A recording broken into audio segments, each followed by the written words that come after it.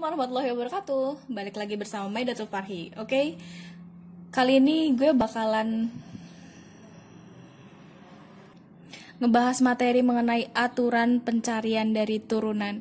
Jadi di sini gue bakalan pakai operasi DX.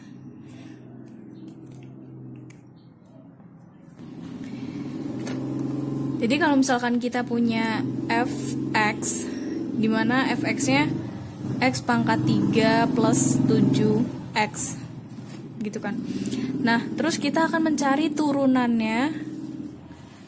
Berarti f aksen x-nya, ini juga sama kayak notasi Leibniz. Nah, operasi dx. Jadi kalian gak usah terlalu, gimana ya, kayak ya susah-susah gini, ternyata sebenarnya sama aja kayak turunan biasanya. Bahkan di SMA juga kalian udah sering banget.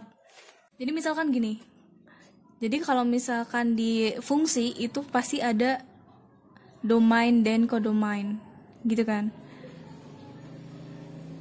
kodomain. Jadi domain itu asal, daerah asal, sedangkan kodomain itu daerah hasilnya. Nah, misal kita punya fx yang sebagai awal, sebagai domainnya, terus si dx itu ada di tengah sini. Jadi kayak awal, terus diproses, terus menghasilkan hasil output, yaitu berupa kodomain atau f aksen x. Jadi si dx itu merupakan sebuah operasi. Jadi kalau misalnya kamu punya fx sama dengan x pangkat 3 plus 7x, nah di sistem operasinya itu sistem operasi dx, di mana diferensial terhadap nilai x-nya, makanya menghasilkan f aksen x, kayak gitu. Jadi turunannya itu berpengaruh terhadap fungsi variabel x-nya doang. Nah, makanya kita punya beberapa notasi buat turunan. Ada f aksen x, ada dx fx, ada dy per dx. Ini sama aja sebenarnya. Jadi notasi doang. Cara pengerjaannya sama.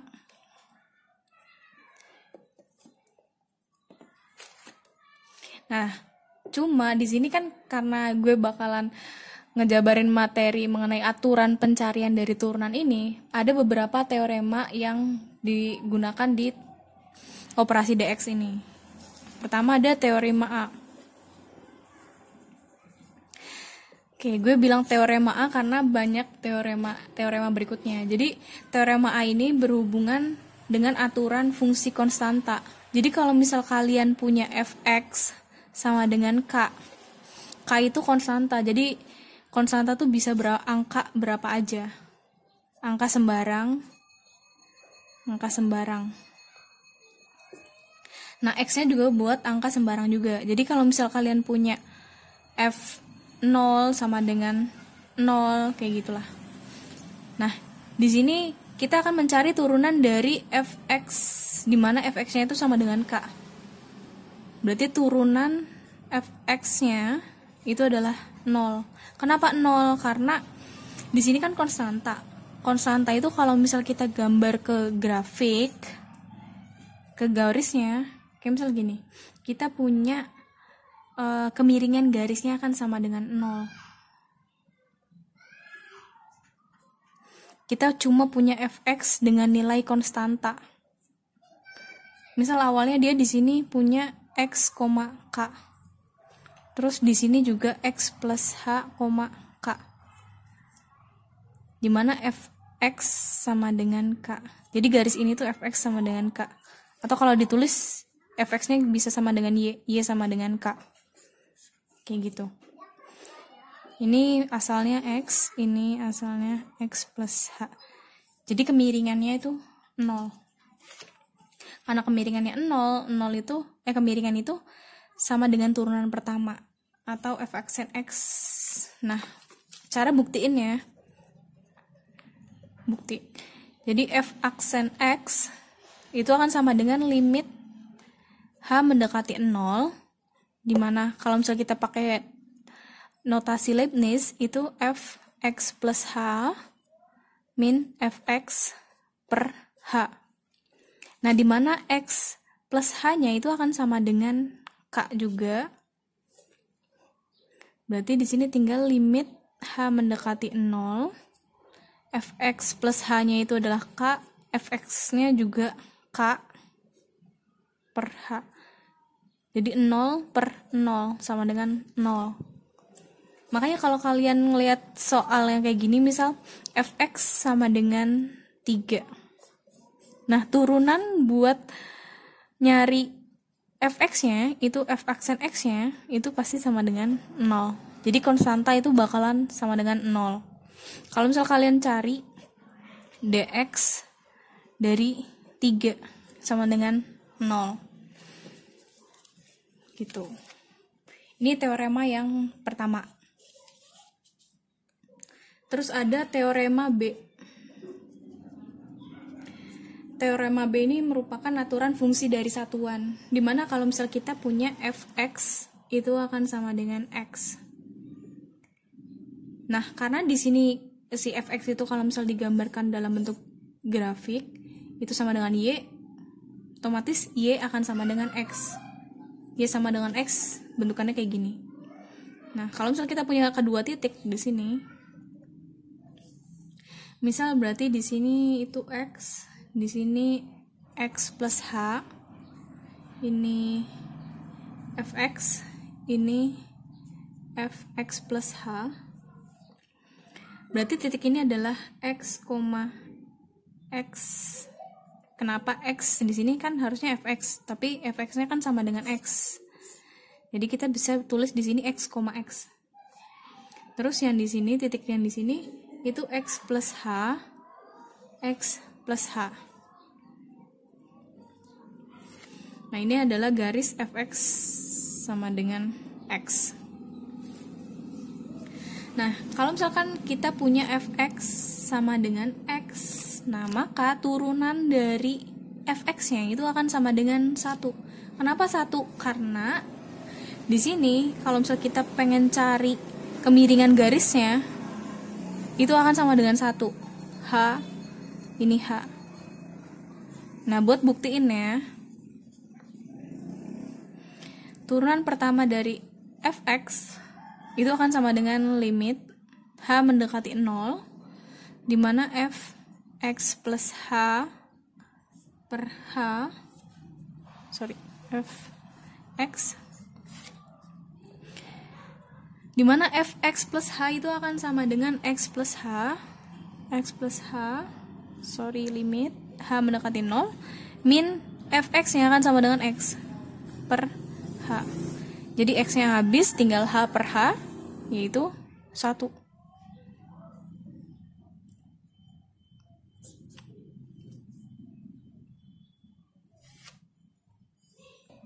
Jadi kalau misalkan kalian punya 2x, fx sama dengan 2x, nah karena x-nya itu yang kita turunkan terhadap x-nya, nah si x-nya itu akan bernilai 1. Jadi turunan dari 2x itu sama dengan 2. Gitu. Jadi pokoknya kalau misalkan turunan itu pangkatnya berkurang 1. X kan pangkatnya 1. Jadi dia akan habis. Semua yang berpangkat 0 itu 1. Kayak gitu. Nah, itu berhubungan dengan teorema C. Sebenarnya itu kayak sifat-sifat dari si turunannya sih. Nah, teorema C itu merupakan aturan dari aturan pangkat. Jadi aturannya aturan pangkat. Aturan pangkat. Nah, ini yang sering kalian lihat di SMA. Jadi kalau misalkan kalian punya fx itu sama dengan x pangkat n. N-nya itu bisa bilangan bulat positif, terus si x-nya itu sembarang bilangan bulat. Nah, ini aturan pangkat itu yang sering kalian lihat di SMA, di mana si turunan pertama dari fx-nya itu akan sama dengan n x n min 1. Jadi ini udah sering banget kalian lihat di SMA. Jadi kalau misalkan kalian punya x pangkat 3, otomatis turunan pertamanya itu karena 3 itu ada n ya, berarti 3 x 3 dikurangi 1 2. Sesimpel itu. Terus ada lagi teorema D. Teorema D. Teorema D ini merupakan aturan dari kelipatan konstanta. Kelipatan konstanta. Jadi misalkan kalian punya si K sebagai konstantanya, sebagai konstanta,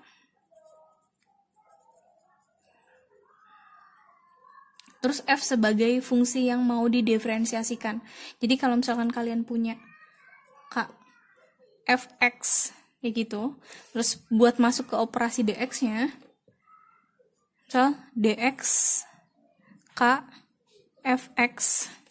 Nah, hasilnya itu akan sama dengan kalau misalkan kita konstantanya kita keluarin. Jadi K dx yang diturunin cuma fx kayak gitu. Jadi konstantanya itu nggak usah kita turunkan. Nah, buat buktiinnya, bukti. Nah, misalkan kita punya fx itu sama dengan k fx. Oke, berarti kita mencari turunan f besar x. F besar x itu akan sama dengan limit h mendekati 0 f besar x plus h min f besar fx per h. Oke, karena di sini kan si f plus fx-nya itu k fx. Jadi si ini itu akan berubah jadi ini. Di limit h mendekati 0 k f x plus h min k fx per h. Terus karena di atas itu ada k dan k-nya boleh kita keluarin, limit h mendekati 0 k fx gini kita kurungin plus h min fx per h. Nah, k-nya kita boleh keluarin dari limitnya. Karena itu juga merupakan operasi limit juga kan. Jadi konstantanya bisa keluar. Limit h mendekati 0, di sini baru fungsi turunannya. Min fx per h. Nah, ini kan sama kayak fx, f aksen x. F aksen x. Kayak gitu. Nah, contohnya kalau misalkan kita punya dx min 7x pangkat 3, itu bisa kita tulis jadi min 7 dx x pangkat 3. Jadi yang kita turunkan itu terhadap fungsi x-nya aja. Itu akan sama dengan min 7 turunan dari x pangkat 3, berarti kita bisa pakai teorema C karena aturan pangkat, berarti 3x kuadrat. Hasilnya min 21x kuadrat.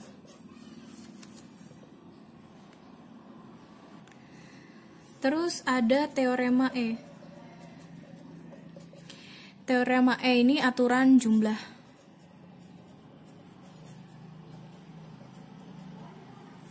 Jadi aturan jumlah itu ketika kita punya dua fungsi.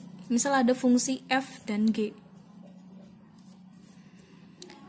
Nah, buat nyari turunan dari f plus g, misal kita punya operasi kayak gini, f plus g aksen x, itu akan sama dengan turunan pertama dari f x ditambah dengan turunan pertama dari g x. Nah, buat operasi dx-nya, kalau misal kita punya dx fx plus gx, bisa kita tuliskan dx fx plus dx gx. kayak gitu. Nah, buat aturan selisih itu ada di teorema F. F adalah aturan dari selisih. Jadi sama, kalau misalnya kita punya dua fungsi, di mana ada fungsi f min g, x itu turunannya bisa kita kurangin aja. G, x, kayak gini. Nah, kalau misalnya di operasi dx-nya berarti dx fx min gx itu akan sama dengan dx fx min dx gx. Oke, ini yang paling menarik adalah teorema G. Teorema G. Teorema G ini merupakan aturan hasil kali. Hasil kali. Jadi kalau misalkan di SMA itu biasanya pakai UV. Yang U kali V itu hasilnya U aksen V plus V aksen U, kayak gitu. Nah, kalau misalkan kita punya dua fungsi F sama G yang dikali Fg, X itu akan sama dengan Fxg aksen X plus Gx F aksen F. Atau bisa juga dibalik, jadi F aksen Gx, jadi posisinya bisa ditukar karena bisa komutatif kayak gitu. Nah, kalau misalkan kooperasi dx-nya berarti dx fx gx itu akan sama dengan fx dx gx ditambah gx dx fx. Jadi kita fokus di turunannya, apa dulu yang diturunkan. Ini turunannya berarti si gx-nya, ini turunannya yang fx-nya, ini nilai tetap dari si fx sama gx-nya. Nah, buat buktiinnya itu bisa pakai UV, atau kalau misal kita punya f besar x, dimana itu adalah perkalian dari fx kali gx.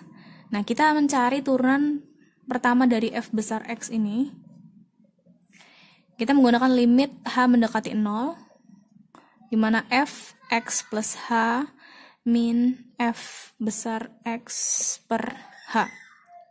Sama seperti biasanya, limit h mendekati 0, di mana f x plus h-nya itu berubah menjadi f x plus h dikali g x plus h, fx jadi f x g x per h. Nah, terus kita menambahkan sesuatu di bagian tengah ini yang sebenarnya nggak ada, cuma dia itu diadakan. Gimana ya ngomongnya? Jadi sebenarnya dia tuh habis, tapi kita boleh menyertakan ke situ g x plus h. Nah, di sini kita nambahin f x plus h dikali sama gx ditambah f x plus h gx min f x gx. Jadi sebenarnya kita tuh nambahin ini yang sebenarnya nggak ada, ya kan? Sebenarnya dia tuh habis gitu loh. Tapi kita tambahin itu ke sini buat buktiin operasi dari teorema G ini. Nah, terus kalau misalnya kita kerjain lanjutnya, limit h mendekati 0, di sini f x plus h kali g x plus h min gx plus ini per h gx kali f x plus h min fx per h.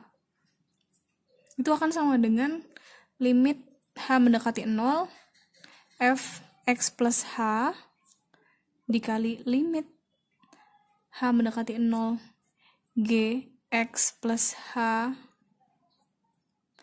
min gx per h plus gx limit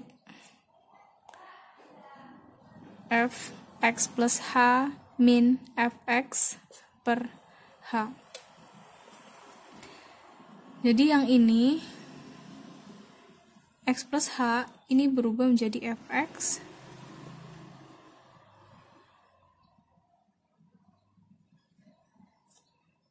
dikali sama turunan pertama dari gx.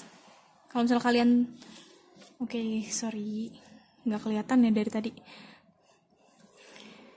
Jadi yang tadi kita nambahin ini, terus dia akan beroperasi masuk ke sini.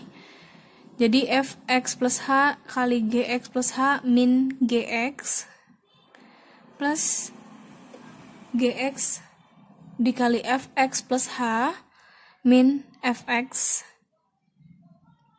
per h. Jadi semuanya per h.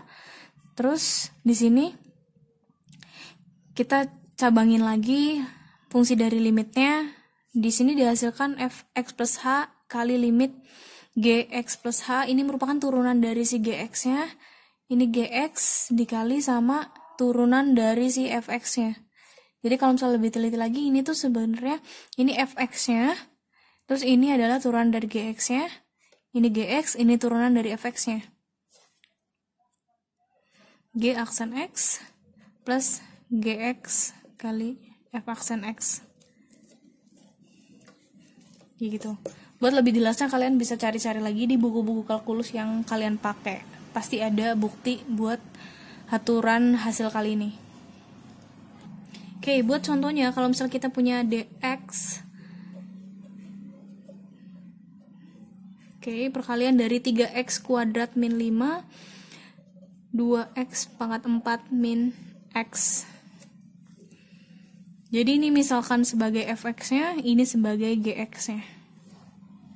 Nah, hasilnya akan sama dengan turunan dari aturan hasil kali itu fx dx gx plus gx dx fx.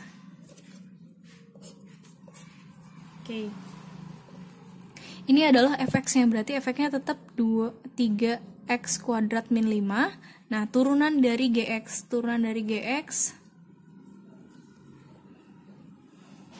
karena di sini pengurangan, jadi dia bisa secara terpisah. Jadi ini kita turunkan jadi pakai aturan pangkat. Jadi 4 kali 2 8, 8x pangkat 3 min 1 ditambah gx-nya tetap 2x pangkat 4 min x.